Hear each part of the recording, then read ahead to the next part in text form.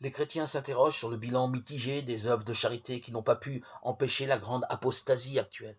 L'idée ayant trop souvent été de ne pas parler de Dieu, d'être gentil, de distribuer des sandwichs.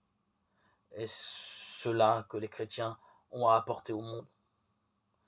Jésus a dit à la fin de la multiplication des pains que le pain ne se perd pas. Faute de savoir résister à notre impérieuse volonté de contrôle, nous serons toujours exténués et désespérés. L'optimisme et le pessimisme viennent du même endroit, l'endroit qu'il n'y a pas de Dieu et que nous devons nous débrouiller par nous-mêmes. Marx pensait que nous étions à présent libres de créer notre propre monde, mais Weber affirmait que si nous étions incapables de voir quelque chose au-delà de nous, nous étions finis.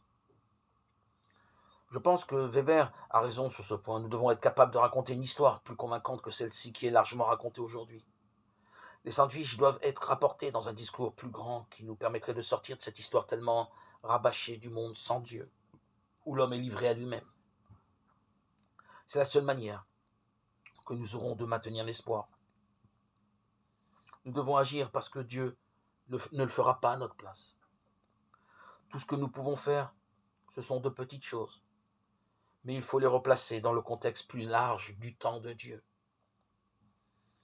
Nous sommes habitués à penser que nous ne sommes pas capables de créer un monde différent sans avoir recours à la violence, parce que nous n'avons pas le choix, parce que personne ne viendra nous sauver. Dieu est un révolutionnaire, mais il a beaucoup de temps devant lui.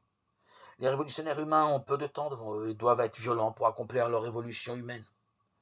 C'est pour cela que Dieu agit de manière non violente et qu'il agit par attraction et non par coercition.